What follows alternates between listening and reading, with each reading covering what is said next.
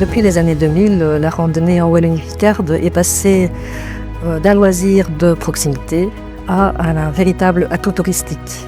Les balades se sont mieux structurées, surtout avec le développement des réseaux Point Neuf qui sont interconnectés avec les réseaux flamands. Les parcours se sont diversifiés et le numérique a facilité l'accès aux itinéraires. Nous avons poussé les décideurs du nord de la France à adopter le même dispositif pour attacher notre réseau à un marché de plus de 2,5 millions d'habitants.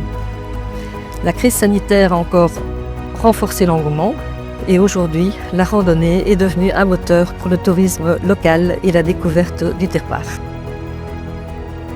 Donc, concernant les points nœuds, il faut savoir que chaque sentier est relié à des nœuds qu'on identifie clairement sur des balises et sur des cartes.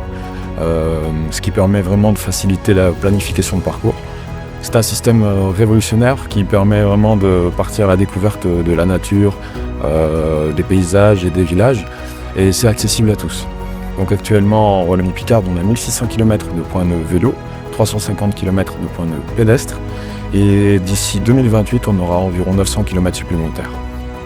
Entre Plaine, Colline et Ravel et à 2 pas des grandes agglomérations, la Wallonie-Picarde présente un important potentiel de développement cyclotouristique. En 2014, après plusieurs mois de repérage sur le terrain et d'échanges avec les communes, la Maison du Tourisme inaugure le premier réseau vélo de Wallonie.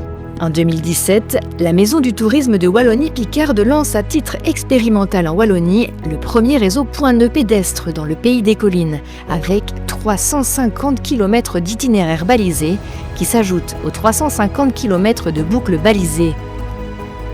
Sur base de ces nouveaux réseaux, la Maison du Tourisme a structuré son offre en fonction des cibles et des produits thématiques, en les connectant aux points d'intérêt de la région. Grâce au partenariat avec les régions transfrontalières, on développe les parcours à vélo à l'infini. Tout ceci pour répondre aux nouvelles attentes du public et aux enjeux climatiques.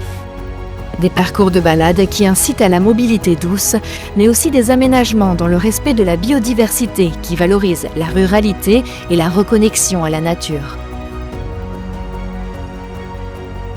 Sans oublier la croissance des hébergements ruraux, des centres de bien-être, les loisirs nature et l'arrivée d'un éco-resort pour un tourisme durable et responsable.